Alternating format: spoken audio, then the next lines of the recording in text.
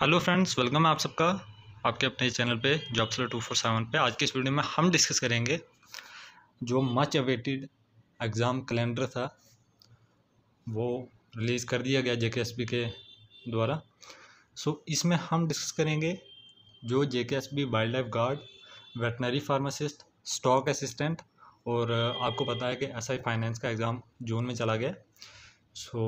हम पर्टिकुलरली 3 जो एग्ज़ाम है इनके बारे में डिस्कस करेंगे। क्या आपका प्लान होना चाहिए, क्या स्ट्रेटजी होनी चाहिए, कैसे आपने अप्रोच करना है इन एग्ज़ाम्स को। इसके बारे में बात करेंगे।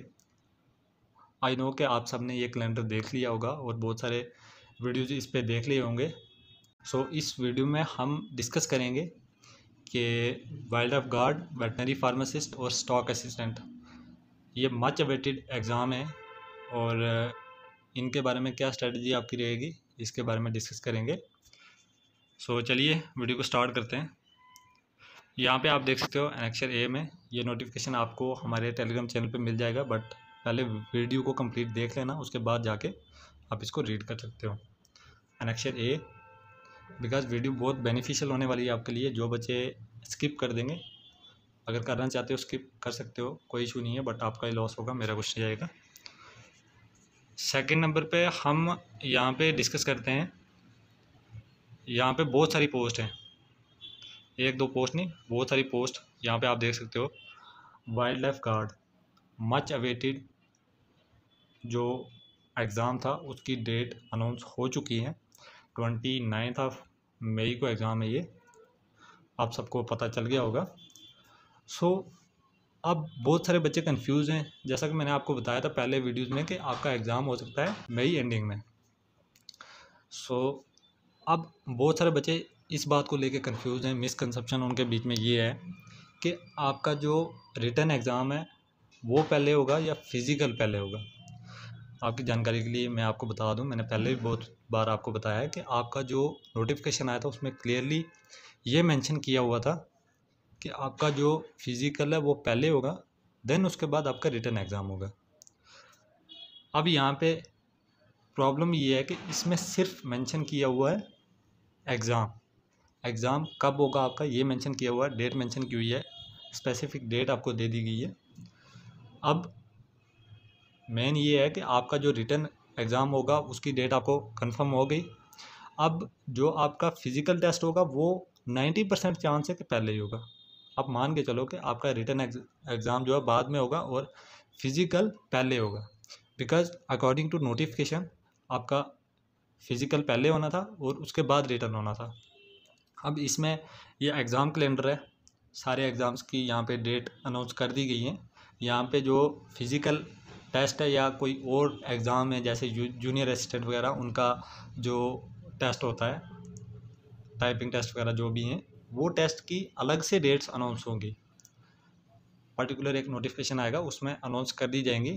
बट ये है कि जो वाइल्ड लाइफ गार्ड का है फिज़िकल पहले होगा और उसमें ये है कि आपका नोटिफिकेशन अलग से आएगा, वो भी मैं आपको वीडियो के थ्रू बता दूंगा, नोटिफिकेशन आपके साथ शेयर कर दूंगा। देन सेकंड नंबर पे आपका जो वाइल्ड लाइफ गार्ड का फिज़िकल हो जाएगा, सब कुछ हो जाएगा। जो आपने फिज़िकल सर्टिफिकेट वगैरह बनाई हुई है, मेडिकल सर्टिफिकेट बनाई हुई है, सॉरी, उसमें बहुत सारे बच्चे कंफ्यूज हैं कि ये मेडिकल सर्टिफिकेट वैलिड है या नहीं है, बिकॉज बच्चों ने बहुत पहले बना ली थी जब नोटिफिकेशन आया था।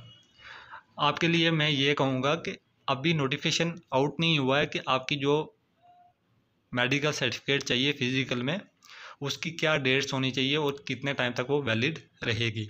अभी तक ऐसा कोई नोटिफिकेशन नहीं आया है, नंबर 1। नंबर 2 ये है कि जब आपका नोटिफिकेशन आएगा उसमें क्लियरली ये मेंशन किया होगा कि आपका जो फिज़िकल होगा उसमें कौन कौन से डॉक्यूमेंट्स रिक्वायर्ड हैं। उसमें फर्स्ट नंबर पे जो होगी मेडिकल सर्टिफिकेट होगी। उस मेडिकल सर्टिफिकेट का टाइम पीरियड अगर उसमें मेंशन किया होगा देन आपको नहीं बनाने की ज़रूरत है। अगर उसमें नहीं मेंशन होगा, अगर उसमें टाइम पीरियड मेंशन नहीं होगा, देन आप वही कैरी कर सकते हो जो आपने ऑलरेडी बना रखी है। ये आप सबको क्लियर होना चाहिए। अब हम बात करेंगे कि जो मेडिकल सर्टिफिकेट होती है इसका टाइम पीरियड कितना होता है। मैं आपको बता दूं, अगर आप खुद सोचोगे इस बात को आपको आंसर मिल जाएगा। एनीवे मैं आपको बता देता हूँ कि जो मेडिकल सर्टिफिकेट है इसका 1 सेकंड का भी टाइम पीरियड नहीं होता है। बिकॉज आपने मेडिकल सर्टिफिकेट बनाई तो उस टाइम आप ठीक हो, थोड़ी देर के बाद आपके साथ क्या हुआ क्या नहीं हुआ इस बात की गारंटी नहीं है। सो मेडिकल सर्टिफिकेट का कोई टाइम पीरियड नहीं होता है कि इतने टाइम तक वैलिड रहेगी। ये कोई कैटेगरी सर्टिफिकेट नहीं है, ये मेडिकल सर्टिफिकेट है कि बंदा ठीक है। अब बंदा कितने टाइम तक ठीक रहेगा ये गारंटी कोई नहीं ले सकता है। सो इसका कोई टाइम पीरियड नहीं होता है। अगर अगर आपको कोई कहता है कि इसका 6 मंथ तक ये वैलिड रहती है, 1 ईयर तक वैलिड है, सो ऐसा कोई भी रूल या रेगुलेशन नहीं है कि इतने टाइम तक आपकी मेडिकल सर्टिफिकेट वैलिड रहेगी। इन केस अगर JKSSB नोटिफिकेशन आउट करती है कि आपकी मेडिकल सर्टिफिकेट इतने टाइम से पहले नहीं बनी होनी चाहिए, मतलब इतने टाइम के अंदर बनी होनी चाहिए, यानी कि 3 महीने या 2 महीने या 1 महीना, इतना टाइम पीरियड सेट कर दिया उन्होंने, देन आप जा सकते हो कि उस टाइम पीरियड के अंदर आपकी मेडिकल सर्टिफिकेट बनी होनी चाहिए। सो हालांकि मुझे ऐसा लगता नहीं है कि आपकी जो मेडिकल सर्टिफिकेट होगी वो JKSSB कोई टाइम पीरियड वगैरह सेट करेगा। ऐसा कुछ नहीं है, आपको सिंपली जो मेडिकल सर्टिफिकेट है वही मांगी जाएगी और कुछ नहीं। उसका टाइम पीरियड वगैरह कुछ नहीं मेंशन किया होगा, जो आपने ऑलरेडी बना रखी हुई है वो वहाँ पे चल जाएगी, उसका कोई इशू नहीं है। अब हम बात करते हैं जो वेटनरी फार्मासिस्ट है और veterinary pharmacist, then stock assistant. Veterinary pharmacist की बहुत सारी पोस्ट हैं, हर एक डिस्ट्रिक्ट में पोस्ट हैं, डिवीज़न में पोस्ट हैं, यूटी वाइज पोस्ट हैं। देन स्टॉक असिस्टेंट की पोस्ट हैं। अब इनकी हम बात कर लेते हैं। स्टॉक असिस्टेंट वेटनरी फार्मासिस्ट का सिर्फ एग्ज़ाम होना है, बट वाइल्ड लाइफ गार्ड का फिज़िकल भी होना है, उसके बाद आपका एग्ज़ाम होना है। इनकी जो डेट्स अनाउंस हुई हैं 29 मई, यानी कि 29 मई को आपके एग्ज़ाम्स कंडक्ट होंगे, ऐसा यहाँ पे मेंशन किया हुआ है। बट इसमें एक प्रॉब्लम है कि जिन बच्चों ने वाइल्ड लाइफ गार्ड का फॉर्म अप्लाई किया हुआ है, एक सेकंड, जिन बच्चों ने वाइल्ड लाइफ गार्ड का फॉर्म अप्लाई किया हुआ है जम्मू डिवीज़न या कश्मीर डिवीज़न, उनका तो ठीक है, चलो एक ही दिन एग्ज़ाम होगा। अब सेम बच्चे ने अप्लाई किया हुआ है वेटनरी फार्मासिस्ट के लिए, सेम बच्चे ने स्टॉक असिस्टेंट के लिए अप्लाई किया हुआ है, सो वो क्या करेंगे यहाँ पे? इसका ये मतलब है कि यहाँ पे ये डेट्स जो हैं ये टेंटेटिव हैं, ये चेंज हो सकती हैं। अब अगर बच्चे कहेंगे या बच्चे रिक्वेस्ट करेंगे तो ये डेट्स आगे पीछे हो सकती हैं। सो यहाँ पे टेंशन लेने की ज़रूरत नहीं है कि हमने वेटनरी फार्मासिस्ट के लिए अप्लाई किया हुआ है, वाइल्ड लाइफ गार्ड के लिए, स्टॉक असिस्टेंट के लिए, तीनों के लिए अप्लाई किया हुआ है, तो हम क्या कर सकते हैं। सो इसमें टेंशन ज़्यादा नहीं लेनी है, आप आराम से अपनी प्रिपरेशन करो। आप प्रिपरेशन की तरफ चलते हैं। जो पहला टॉपिक था हमारा कंप्लीट हो चुका है, आप सबको समझ आ गया होगा कि आपका कब एग्ज़ाम है और क्या इसमें रहने वाला है, आपका डेट्स वगैरह जो भी हैं। सो अब हम नेक्स्ट मूव ऑन करते हैं कि आपने प्रिपरेशन कैसे करनी है। यहाँ पे आपको मैं बता देता हूँ, बहुत सारे बच्चे जो हैं वो मिस्टेक कर रहे होंगे, बहुत सारे बच्चे गलती कर रहे होंगे। क्या गलती कर रहे होंगे मैं आपको ये बता देता हूँ, बिकॉज़ मैं इस फेज़ से गुज़र चुका हूँ जिस फेज़ पे ऑलरेडी आप हो। इसमें स्टूडेंट पता क्या करते हैं, आपको पता है wild life guard, social forestry worker या स्टॉक असिस्टेंट या वेटनरी फार्मासिस्ट, इसमें ऑलरेडी बुक्स जो हैं पब्लिश हो चुकी हैं, बस उनके कवर पेज चेंज कर दिए हुए हैं, बाकी बीच में क्या सेम ही है, सब कुछ कॉपी पेस्ट है। वो बुक्स स्टूडेंट्स ने उठानी है, घर में लेके आ जाओगे, आपने 3 बुक लेनी है, लेके क्या करना है, उससे बस पढ़ना स्टार्ट हो जाना है, बस ख़त्म। सो आप सोचोगे कि हाँ हम बहुत तैयारी कर रहे हैं, बहुत मेहनत कर रहे हैं, बट ये आपको उससे पहले समझना होगा कि आपके कंसेप्ट क्लियर हैं। जो बुक्स आप रीड कर रहे हो क्या वो आपका कंसेप्ट क्लियर कर रही हैं, आपका कंसेप्ट क्लियर है? वो बुक्स कुछ इसलिए होती हैं कि आपको प्रैक्टिस चाहिए, बस प्रैक्टिस।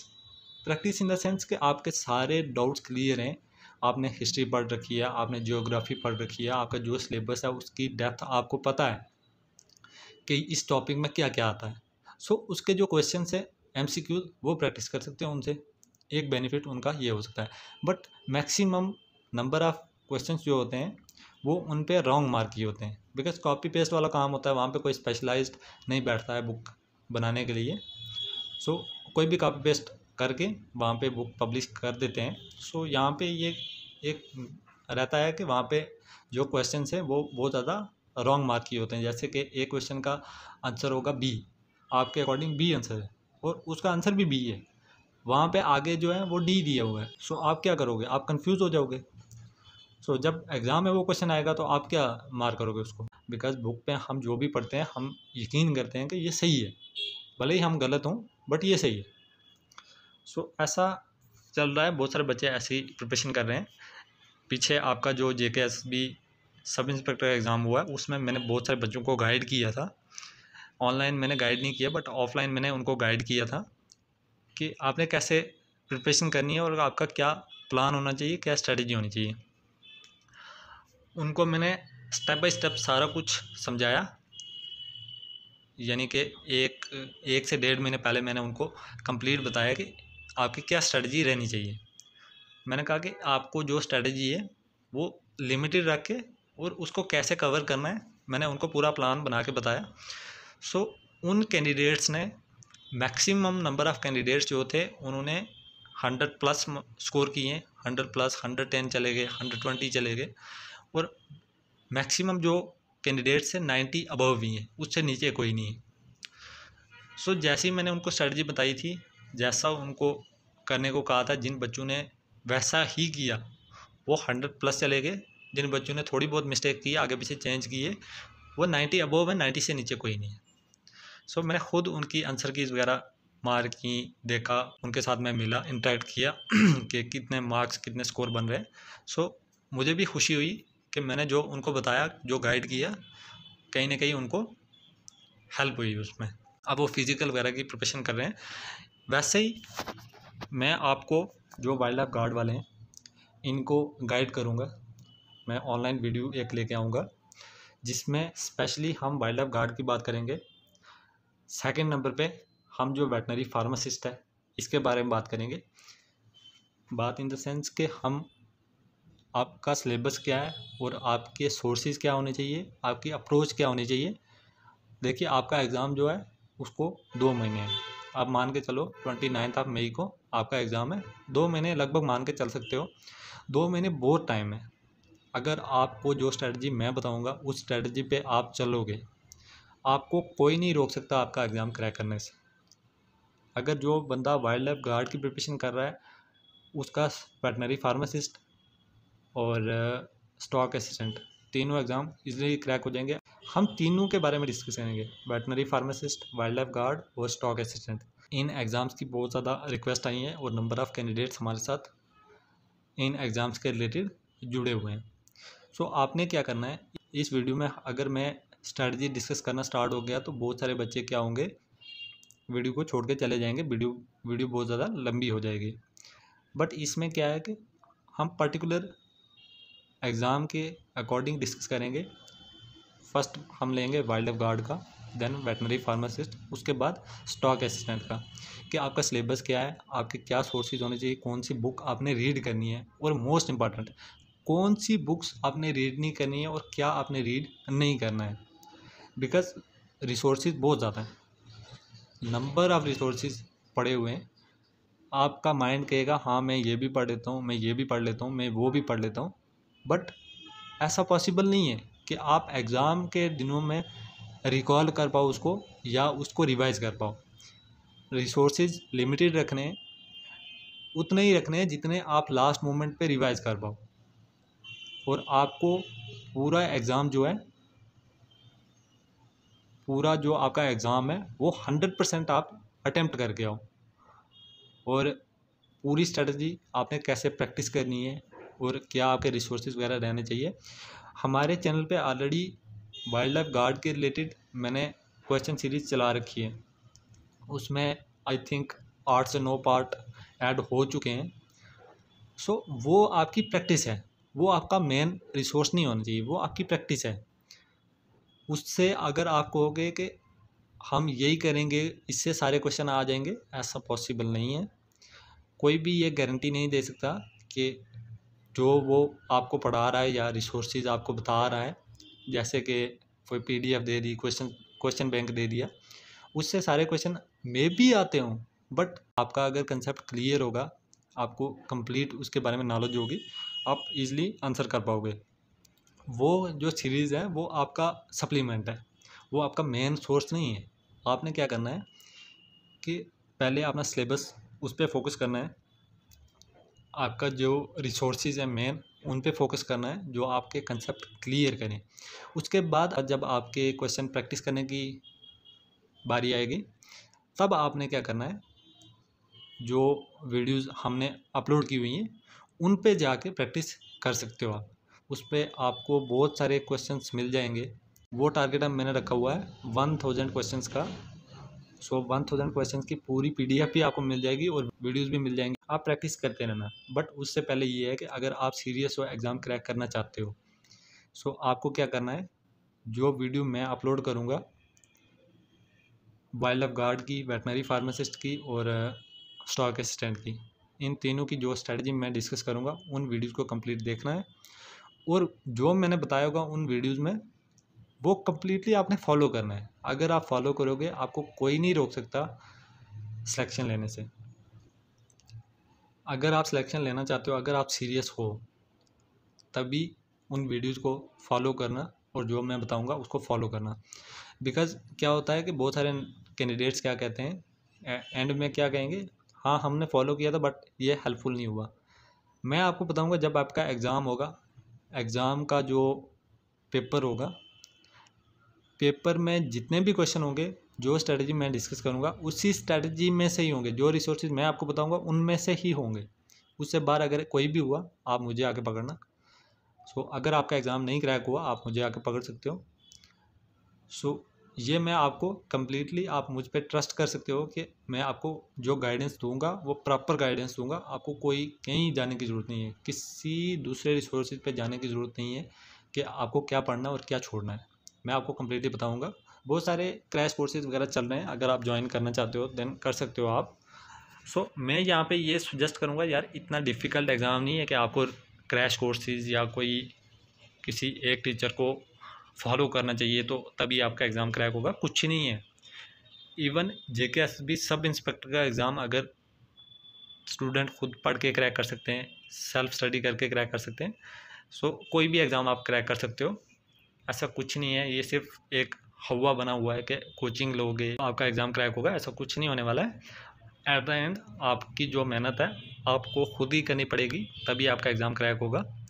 सो बहुत सारे बच्चे मुझे मैसेज करते रहते हैं, कमेंट करते रहते हैं वीडियोज़ में कि सर हम ये पढ़ रहे हैं, क्या ये सफिशिएंट है, हमें क्या नहीं पढ़ना चाहिए, क्या पढ़ना चाहिए। बहुत सारे बच्चे कंफ्यूज हैं। मैं इसलिए खामोश था, इसलिए चुप था, बिकॉज़ यहाँ पे कोई नोटिफिकेशन नहीं आ रहा था कि आपका एग्ज़ाम कब होगा, आपका फ़िज़िकल कब होगा, कोई एक डेडलाइन सेट नहीं थी। तभी थोड़ा मैंने उस सीरीज़ को, क्वेश्चन वाली सीरीज़ को भी डिले किया, सब कुछ किया।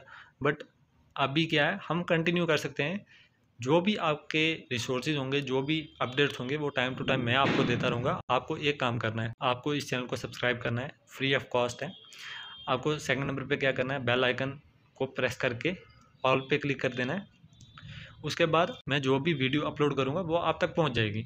इससे क्या होगा कि जो भी वीडियो आपके रिलेटेड होगी, आपके लिए बहुत इंपॉर्टेंट होगी, मोस्ट इंपॉर्टेंट होगी, वो वीडियो आप तक पहुँच जाएगी। सो कंप्लीट हम बात करेंगे। फर्स्ट जो हमारी वीडियो होगी वो वाइल्ड लाइफ गार्ड पे होगी, सेकंड वेटनरी फार्मासिस्ट, थर्ड जो होगी स्टॉक असिस्टेंट। ये तीनों की स्ट्रेटजी मैं आपके साथ डिस्कस करूँगा।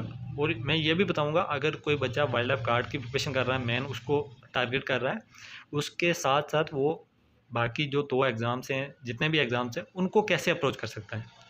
सो एक एग्ज़ाम की प्रिपरेशन के साथ 3-4 एग्ज़ाम आपके निकल सकते हैं, वो भी मैं आपको बताऊंगा। तो आई होप आपको समझ आया होगा मैंने क्या आपको बताने की कोशिश की है।